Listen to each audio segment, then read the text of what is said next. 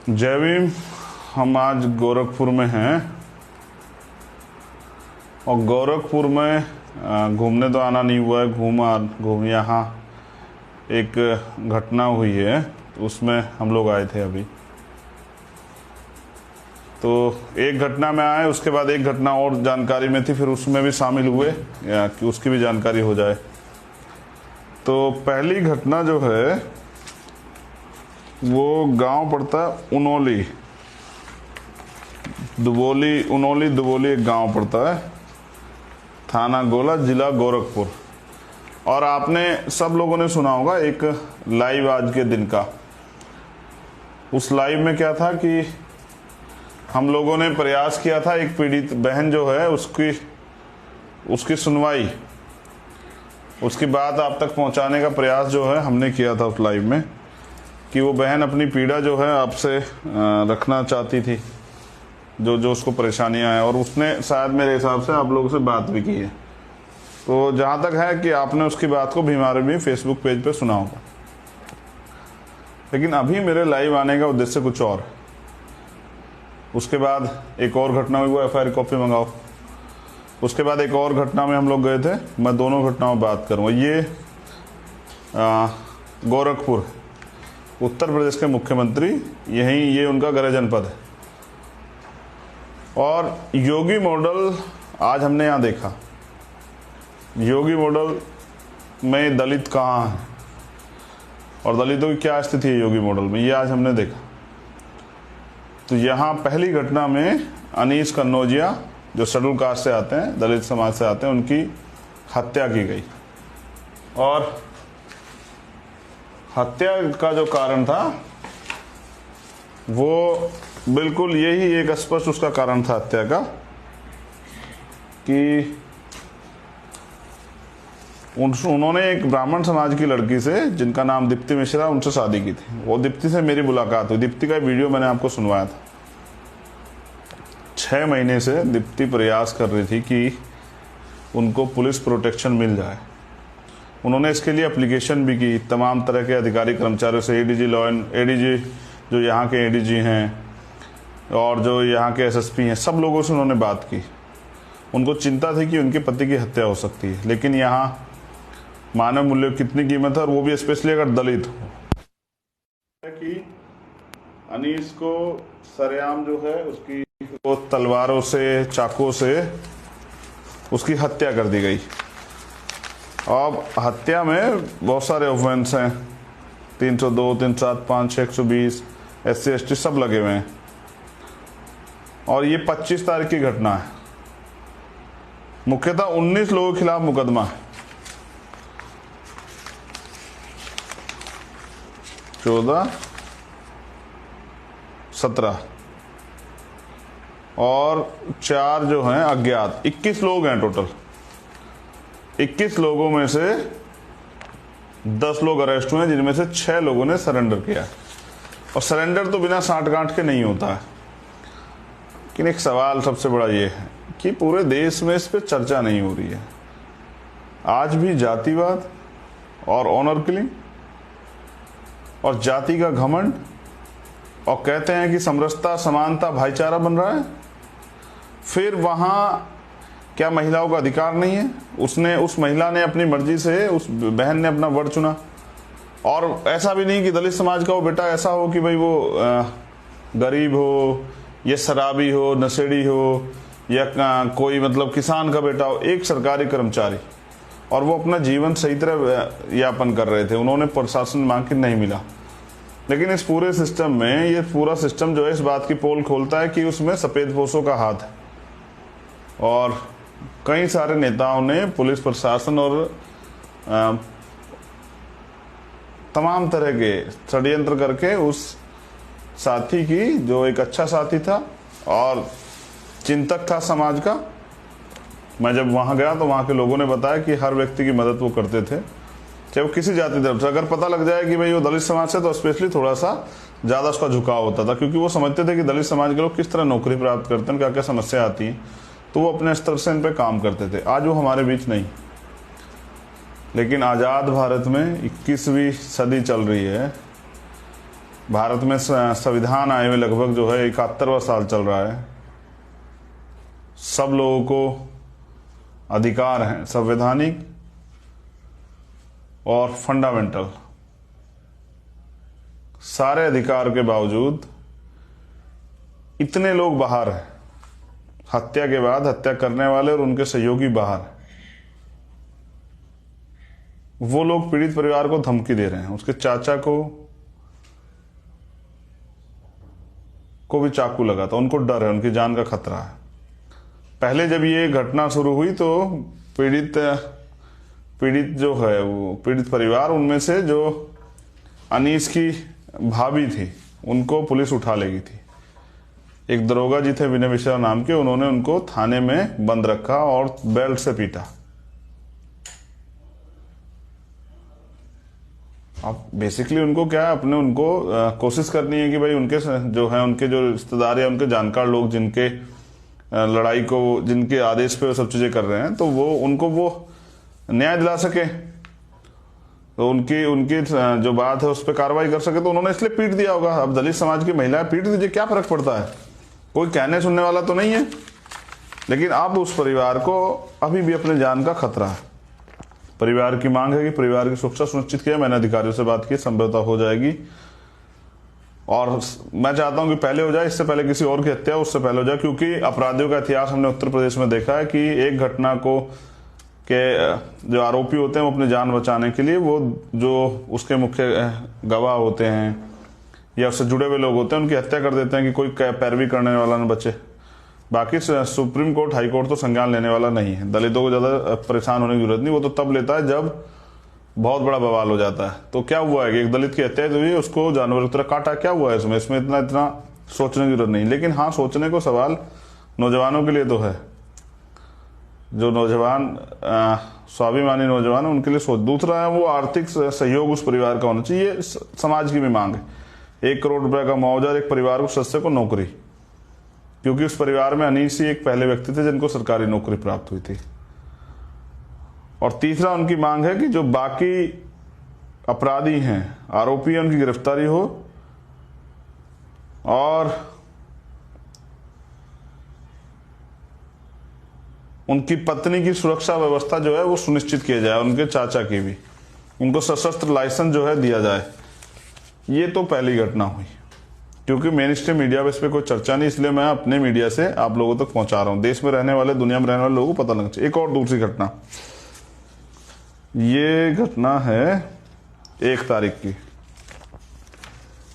और इस बच्ची का नाम है प्रियंका। प्रियंका की परिवार के लोगों ने बताया, उनको शक है कि प्रियंका की हत्या हुई है।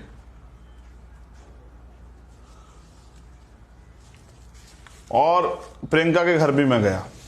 प्रियंका के घर जब मैं गया तो परिवार के लोगों ने मुझे बताया कि वो दहशत में है। वो बच्ची ने 1 दिन पहले कुकिंग कंपटीशन में टॉप किया था, फर्स्ट आई थी, खुश थी, एग्जाम देने गई, खुशी एग्जाम देने गई। भैया उसका छोड़ने के लिए गया और पूरा पेपर उसने दिया। अचानक से पुलिस उनके घर जाकर बताती कि बच्चे ने सुसाइड कर लिया। अब जब मैं परिवार से मिला तो परिवार ने क्या किया, ये आपको जानना चाहिए। परिवार ने बताया कि भाई बच्ची के दोनों पैर लटके हुए थे जमीन से, उसकी सर पे चोट थी, उसकी चप्पलें दूर दूर पड़ी हुई थी, उसके कपड़े ठीक नहीं थे।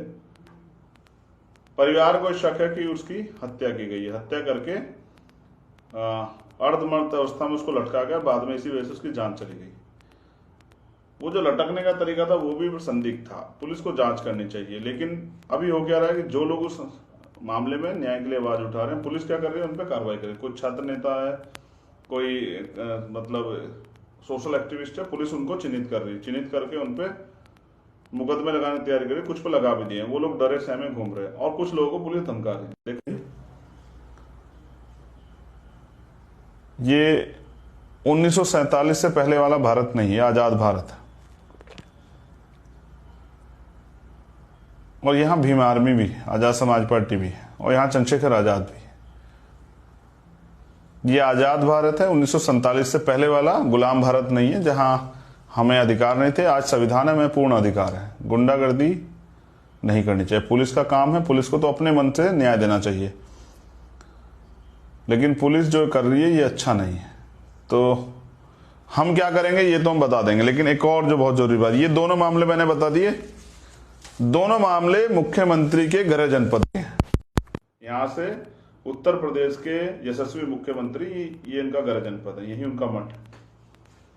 अब सवाल ये कि जो यहां हो रहा है मैं इसको योगी मॉडल मानूं, या जो पूरे उत्तर प्रदेश में हो रहा है, जो हाथरस में हुआ, जो उन्नाव में हुआ, जो सहारनपुर में हुआ, जो मुजफ्फरनगर में हुआ, जो मेरठ में हुआ, जो और कहीं हुआ, मैं उसको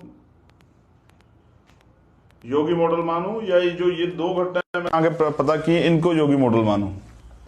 तो मेरे हिसाब से ये योगी मॉडल है, जहां अन्याय होता है, अत्याचार होता है, हत्याएं होती हैं, पशु की तरह काट दिया जाता है दलित को, और सब उसका अंधेरी रात में जला दिया जाता। मैंने आपको बताया अभी, मुख्यमंत्री ने जो वादे किए थे ना कि एक सरकारी नौकरी हाथरस पीड़िता के परिवार को, एक घर, अभी तक नहीं मिला है, 1 साल हो गया। तो दलितों के खाते में आया क्या, दलितों के हिस्से में आया क्या? 4.5 साल की सरकार में जूते, ठोकरे, गुलामी, हत्याएं, रेप, घर जलाए गए।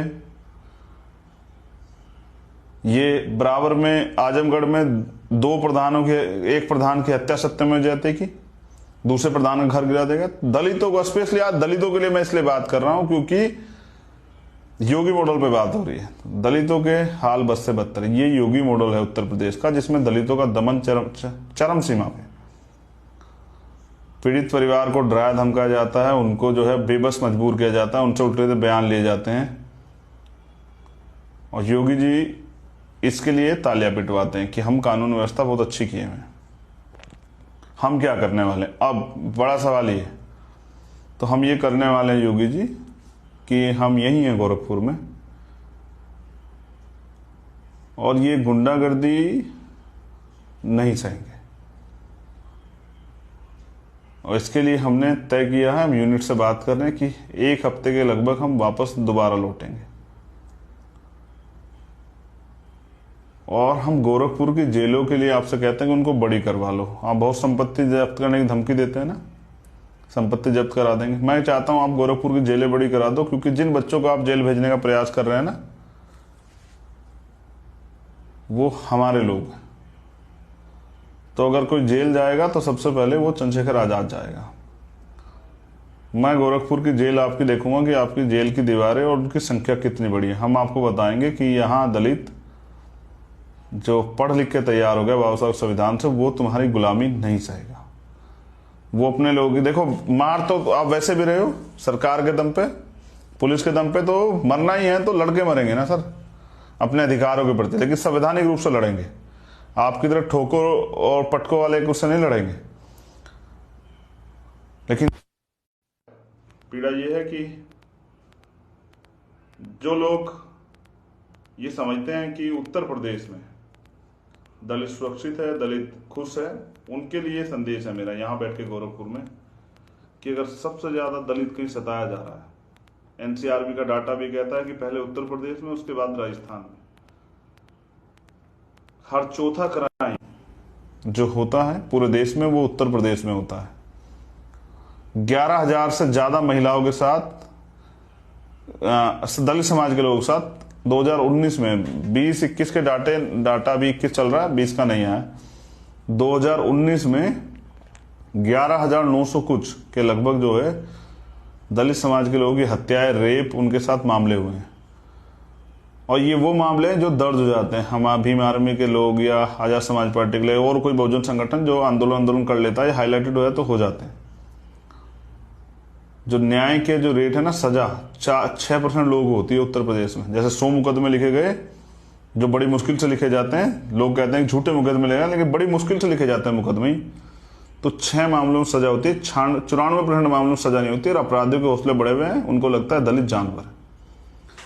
अब मैं ये आज एक संदेश भी छोड़ देता हूं दलित समाज के नौजवान पे, और जो दलित समाज के बुद्धिजीवी इसको सुनेंगे। कैसे नेता चाहते हैं आप लोग? राजवीर दिलेर जैसे, जो अपराधियों के पक्ष में खड़े हो जाएं, अपनी पार्टी के प्रोटोकॉल पे काम करें, या आप अपनी बहुजन राजनीति को दोबारा खड़ा करना चाहते हैं कि वंचित वर्ग के अच्छे लोग जाएं और जाके उनकी हक की लड़ाई लड़ें? 131 सदन में SC ST के MP हैं, कितने उनमें से बोलते हैं कि हक अधिकार? आप देखिए आपका राजनीतिक हैसियत क्या है उत्तर प्रदेश और देश में। एक व्यक्ति सदन में आपके लिए पूर्ण 100% शुद्धता से नहीं बोल सकता आपके मुद्दों पे। वो जो बोलेगा जो पार्टी गाइडलाइन होगी। मैं देश के नौजवानों से पूछना चाहता हूं कि क्या सारी ताकत दूसरे लोगों में ही है? नेता बनने की, आगे बढ़ने की, विधायक बनाने की, MP बनाने की, और क्या हम लोग इतने आज तक तैयार नहीं हुए हैं कि सही गलत का आकलन कर लें? क्या आज का दलित भी वो गुलामी की जिंदगी जीते जीते मरना चाहता है? क्या उसको नहीं लगता कि अब दलित को खड़ा होना अब बहुत हो गया? क्या राजनीतिक दल सिर्फ वोट लेने के लिए है कि 5 साल हुए, चुनाव का समय आया, मैं आ गया कि साहब मुझे वोट दे देना, मैं आपकी पार्टी? वो जो उस एक दिन से अलग जो दलित समाज के लोग सहते हैं, कहीं मूर्ति रखने पे 39 लोगों को आजमगढ़ में पीटा जाता है जानवर की तरह। कितनी घटनाएं। अब ये घटनाएं शेयर हुई कि एक बच्ची का यूपी में 2 बार रेप हुआ और लोगों ने उसको नाम दिया बिन ब्याही मां। उसकी क्या गलती थी? और जिस सरकार में दलितों का ये हाल, उस निकम्मी सरकार को बदलने के लिए क्या कर रहे हैं? मेरा प्रयास ये रहेगा कि मैं ज्यादा से ज्यादा समय यूपी इलेक्शन से पहले यूपी में ही रह के लोगों को तैयार करूं और आपकी ताकत बनाऊं। जिनके भरोसे आप लड़ रहे हैं ना, वो तो अपने भरोसे भी नहीं है। लेकिन सच ये है कि लोगों को दलित समाज से सिर्फ वोटों की वो होती है उम्मीद, वो सिर्फ वोट चाहते हैं। लेकिन किसी दलित की हत्या होती है, और किसी दलित बेटी के साथ रेप होता है, या किसी दलित का घर चला दिया जाता है, या किसी दलित को जो जातिगत भेद उसके नाम पे उसकी हत्या की जाती है, बकरे की तरह काट दिया। मुझसे कहा उन्होंने कि बकरे की तरह काट दिया हमारा खून। मेरे भी आंसू छलक गए थे। वो लोग, उन्होंने कहा मुझसे, उस परिवार ने इसके, कि मेरी आंखों के सामने बकरे की तरह काट दिया हमारे बेटे को। हमने तैयार किया था उसे, अपना दूध पिला के, अपने खून से सींचा था हमने अपने बच्चे को। तकलीफ हुई, आपको भी होनी चाहिए। किसी को होना हो, उस समाज को तो होनी चाहिए जिस समाज से वो था।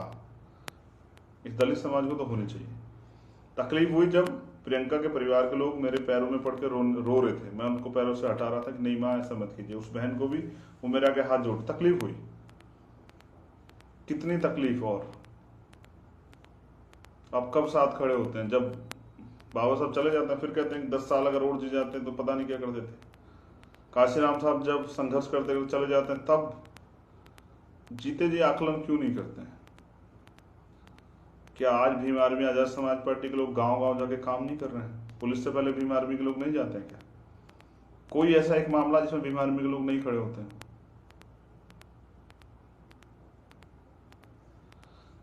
चलिए, फैसला तो आपका है, लेकिन ये गोरखपुर,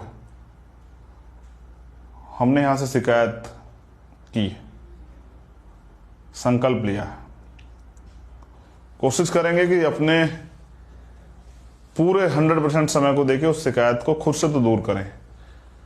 कि पहले हमने 2001 चर्चा हुई थी गुजरात मॉडल की, अब योगी मॉडल। इस सत्ता को तो पलट देंगे इस बार। लेकिन आपके भरोसे तो पलटेंगे तो आप घर पड़ के पलट देंगे क्या? अपने क्षेत्रों में आपको निकलना पड़ेगा, संघर्ष करना पड़ेगा। मुझे तकलीफ है आज की इन 2 घटनाओं की, लेकिन मुझे हर उस घटना की तकलीफ होती है जो पूरे देश में होती है, किसी की सरकार हो। चाहे दिल्ली में जो हुआ 9 साल की बच्ची के साथ, आपने देखा कितनी बहनों की और बहनों की लाशें आप उठवाएंगे, जिसे आप रोक सकते हैं। जिनकी सत्ता होती है उनकी बहन बेटियों पर अत्याचार नहीं होते हैं, उनकी हत्याएं नहीं होती हैं, उनके घर नहीं जलाए जाते, उनके घर तोड़े नहीं जाते, उनके घर पर बुलडोजर नहीं चलता है, उनको घर से नहीं निकाला जाता, उनका बहिष्कार नहीं होता है, वो मोहताज नहीं होते हैं। और ये आप बना सकते हैं। फिर क्यों नहीं बनाना चाहते? शिकायत कुछ अपने आप से भी तो कीजिए। कब तक कहेंगे बाबा साहब ये कहते थे, बाबा साहब वो कहते थे, बाबा साहब चाहते थे? आप क्या चाहते हैं? ऐसे ऐसे भिखारी की तरह हाथ फैला के ऐसे ऐसे ही रहना चाहते हैं? जब बाबा साहब तरीका दे गए हैं कि आप इस देश के शासक बन सकते हैं, आप अपना विधायक, एमपी, मुख्यमंत्री, प्रधानमंत्री बना सकते हैं, तो फिर कब तक बकरे की तरह जो है हलाल होते रहेंगे? कब तक बहन बेटियों की चिताओं पे, उनके शव पे आंसू बहाते रहेंगे? मैं युवा नौजवानों से तो पूछना चाहता हूं, क्या तुम्हारा दिल छलनी नहीं होता ये तकलीफें सुन के? मैं तकलीफ में हूं और मैं मानता हूं ऐसे लाखों लोग तैयार हो चुके हैं जो तकलीफ में हैं, लेकिन इस तकलीफ से मुक्ति का एक ही रास्ता है,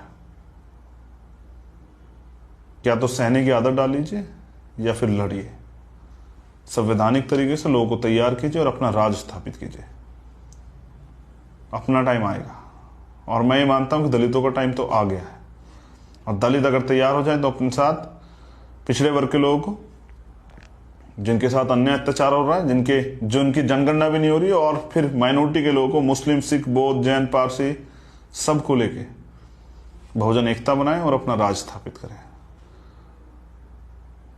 और इस गुलामी की जिंदगी से, बेबसी की जिंदगी से मुक्ति लें। ये आप इंतजार कर रहे हैं कि आग कब आपके घर आएगी, कब आपकी, क्या आपकी, सब आपकी है। ये समाज आपका है, ये देश आपका है, सब आपका है, बस आप समझ नहीं रहे। जय भीम। मुझे विश्वास है कि आज का युवा, जैसा मैंने कहा था, मेरी बात झूठी नहीं हो सकती है, एक सच्चे आदमी की बात झूठी नहीं हो सकती है कि आज का युवा भूखा तो रह सकता, लेकिन अपमानित होकर नहीं रह सकता। वो करवट बदलेगा और वो इतिहास को पलट देगा और वो साबित कर देगा कि इस मुल्क में हम किराएदार नहीं, हम रैंप पे नहीं, हम कमजोर नहीं, हम बकरे नहीं।